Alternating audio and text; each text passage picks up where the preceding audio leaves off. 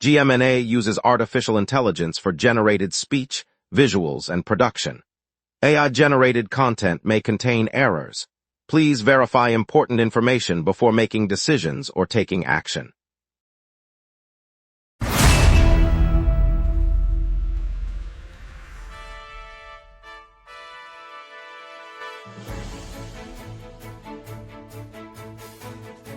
Live from the GMNA News Center, this is the Lunch Break News Hour.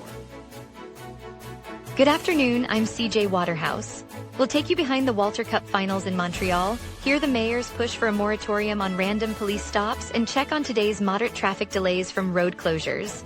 Plus, a look at the Old Brewery Mission's new rehousing project. Over to you, Jeff. The Montreal International Jazz Festival launches its free outdoor concert series this Saturday at Parc Jean-Drapeau, featuring local jazz ensembles performing from noon until 5 p.m. Admission is free, and the festival provides lawn seating, encouraging families to bring picnics and enjoy the music under the summer sky. Public transit adds extra service for the event, with metro stations near the park staying open later and several bus routes increasing frequency throughout the afternoon. Lots to get to, let's begin, CJ says, as we transition from the Jazz Festival preview to the rest of today's news. A massive power outage is sweeping across the province, leaving thousands without electricity in the early hours as officials scramble for solutions. CBC Quebec went behind the scenes at the Walter Cup finals held in Montreal today, where the Women's Hockey Championship was decided. The network set up in the family section of the arena and spent the evening speaking with several Victoire families who had booked seats together. Reporters captured the excitement as the Victoire players secured the title, and they recorded personal reactions from mothers, fathers, and grandparents cheering from the stands. Viewers will see footage of the locker room celebrations, the post-game interview with the team captain, and candid moments of families sharing their pride in the Walter Cup victory. The segment offers a close-up look at the community atmosphere that surrounded the championship-clinching match, highlighting the role of the family section in creating a shared experience for supporters today. An SUV erupted in flames in the Montreal North Borough late last night, sending thick black smoke over the nearby streets. Firefighters arrived within minutes and fought the blaze for more than an hour before the vehicle was fully extinguished. No injuries have been reported, and officials say the cause of the fire remains under investigation. Residents heard a sudden roar and saw the vehicle blaze, prompting a flurry of emergency calls. The borough's emergency services coordinated the response, deploying fire crews and police to secure the area. The fire department cleared debris and soot, and police kept the street cordoned off while gathering evidence and speaking with witnesses. Authorities will release additional information as the investigation proceeds, and the street is expected to reopen once cleanup is complete. The scene remained under observation through the early morning hours. Former director of the Festival Trans Amériques, David Lavoie, announced he will run as the Quebec Liberal Party candidate in the Rose-Mon riding for the provincial election slated for 5 October 2026. Lavoie, who recently severed his affiliation with Quebec Solidaire, said the move reflects his belief that the Liberal platform better aligns with his vision for the neighborhood's cultural and economic future. He emphasized his commitment to supporting local artists and preserving the district's historic venues. Party officials highlighted his reputation in the arts community as a strategic asset in a contest that could hinge on swing voters in the Rose-Mon constituency. Known for its vibrant local scene, we'll see Lavoie face opponents from the governing coalition and other parties as campaigns intensify across the island. Voters will receive his platform in the coming weeks. Police chiefs from the Service de Police de Montreal will appear before City Council in a closed session on Monday. The private meeting, ordered by municipal officials, is meant to explain how the department handled recent allegations that some officers made racist gestures. City leaders said the session is intended to secure accountability for the police service's response to the accusations. The allegations have sparked public concern after reports surfaced describing offensive hand signs made during patrols. Council members will not disclose the discussion publicly, but the briefing follows a municipal directive to scrutinize the force's internal procedures. The SPVM's top brass are expected to detail any disciplinary actions taken and outline steps to prevent future incidents. Mayor Soria Martinez Ferrada emphasized that the council will monitor the outcome closely. The council's decision reflects growing pressure for transparency in law enforcement practices. Public health officials announced yesterday that raccoon rabies cases are continuing to spread in the region south and east of the city. The outbreak, first detected earlier this year, has now expanded into several municipalities, prompting heightened surveillance and vaccination efforts for domestic animals. Officials warned that the virus can be transmitted to pets, and in rare instances to humans, and urged residents to avoid handling wildlife and to keep pets up to date on rabies shots. Trappers and wildlife officers have been dispatched to capture and test suspect animals, while veterinary clinics report an increase in precautionary appointments. The province's surveillance team will release updated maps of affected zones later this week, and will coordinate with local authorities to contain further spread. Health authorities also advised hikers and outdoor workers to wear protective gloves when encountering dead or sick wildlife. Later we'll hear how a formerly homeless Montrealer secured a subsidized apartment, a story of hope in our city. We will be right back. Watch the local sunset tonight at 6 p.m. for all your local Montreal news. Welcome back, everyone. Thanks for staying with us.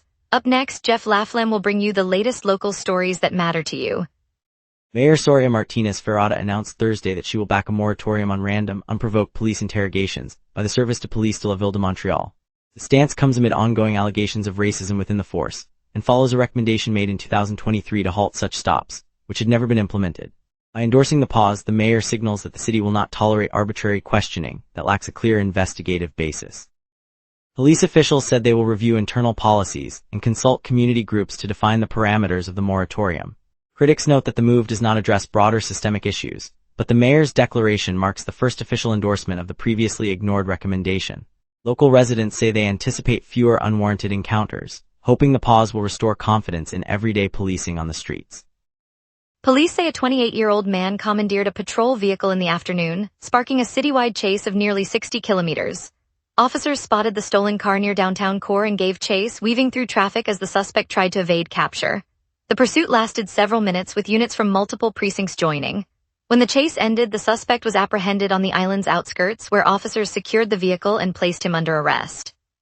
No injuries were reported among officers or the public. Police emphasized that taking a police car without authorization is a serious offense and the investigation remains ongoing. The event occurred on June 19, prompting a coordinated response from the Montreal Police Service. Officials are reviewing footage to see how the vehicle was accessed, and the chase caused congestion on main routes, diverting drivers. Investigators will keep examining the suspect's motives. On June 19, a former street dweller secured a new lease in a city-backed housing project that blends affordable rent with on-site counseling. Robert Monette, who spent years navigating shelters, moved into one of only 18 subsidized units designed to ease the transition out of homelessness. The complex offers residents regular access to mental health professionals, a service built into the tenancy agreement at no extra charge.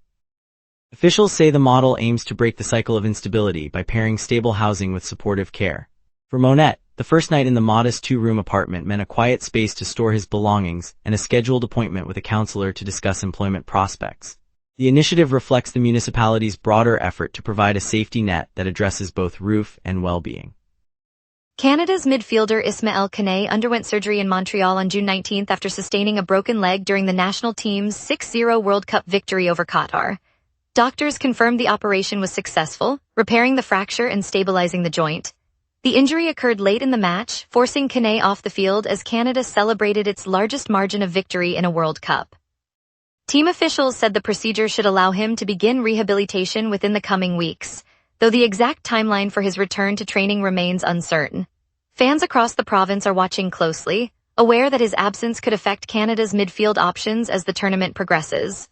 The medical team emphasized the importance of a careful recovery to ensure he can rejoin the squad for future fixtures today. An escaped kangaroo that had been kept without proper authorization on the south shore of Montreal now calls Granby Zoo its home. Staff at the zoo reported that the marsupial, which fled its illegal holding on June 19, was captured and transferred to the facility in Granby, Quebec. Since arriving, the animal has settled in comfortably, with keepers noting it is eating well and appears healthy. The zoo's veterinary team is monitoring its condition and has integrated it into a suitable habitat. Officials emphasized that the original possession violated wildlife regulations, prompting a swift rescue. The addition of the kangaroo provides a unique attraction for visitors, while reinforcing the zoo's role in safeguarding animals rescued from unlawful situations. Daily care and nutrition will be provided by the staff to ensure the animal remains in good condition. Let's get a look at your afternoon forecast with our trusted meteorologist, staying ahead of the weather. A gentle cloud cover drifts over the city as we step into this midday weather check.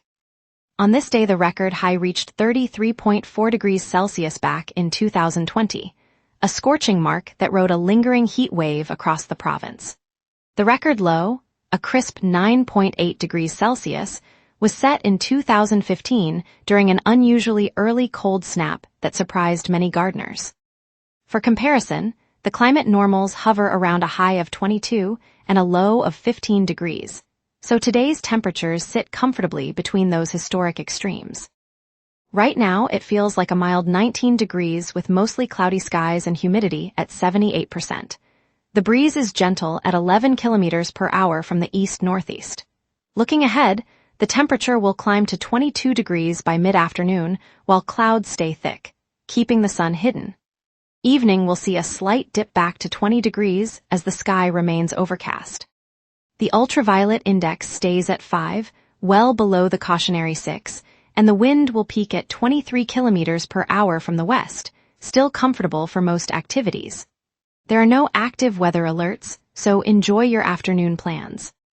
Tomorrow brings a high of 21 and a low of 15 degrees under a blanket of overcast clouds, perfect for a relaxed stroll.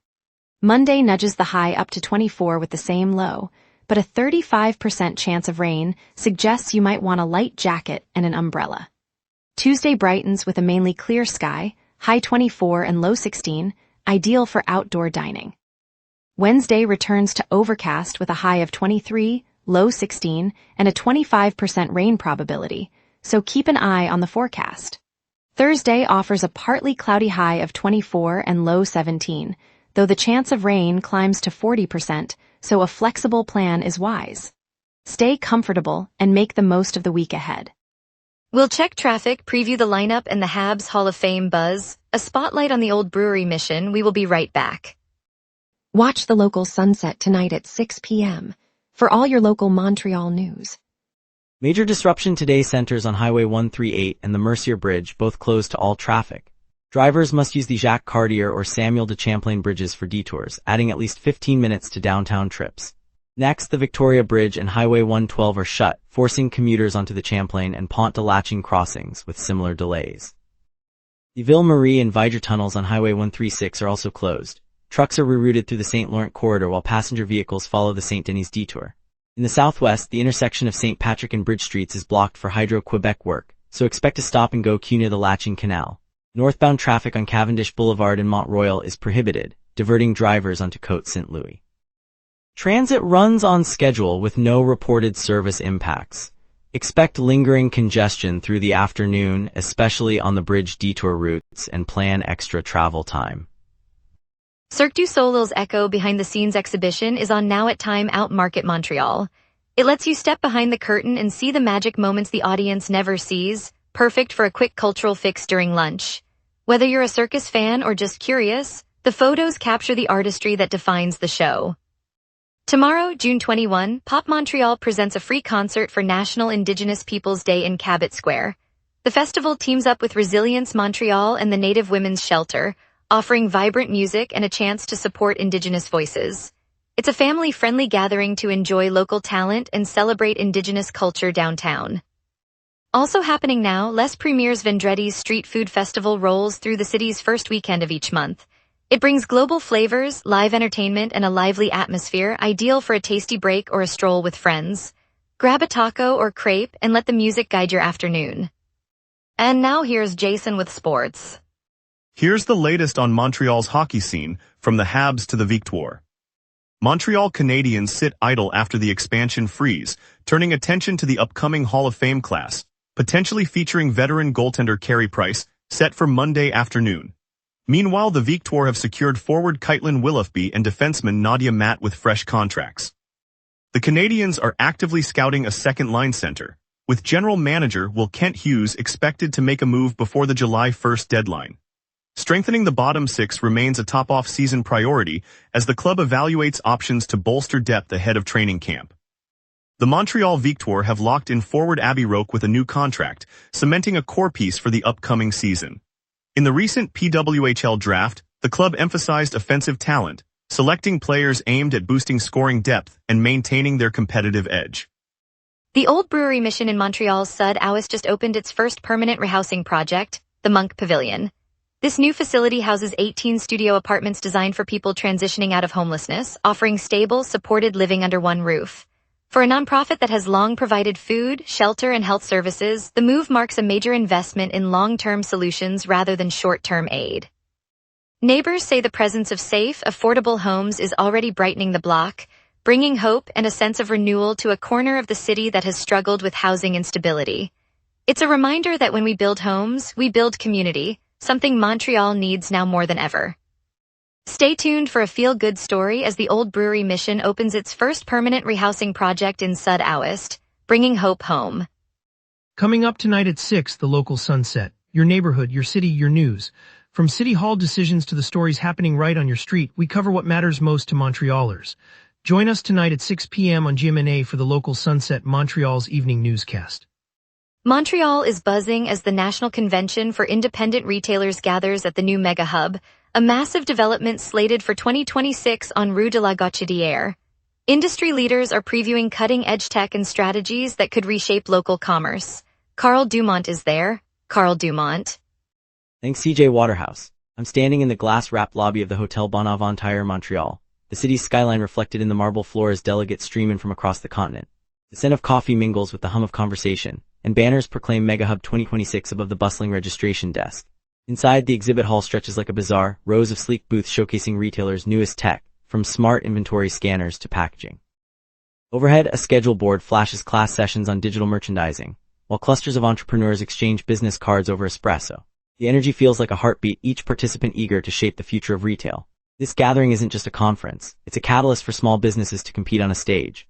On mezzanine, a live demo of an augmented reality fitting room draws a crowd, the screen projecting garments onto volunteers as they step forward. Nearby, a shop owner from Quebec shares how the networking will help her expand online, her voice hopeful.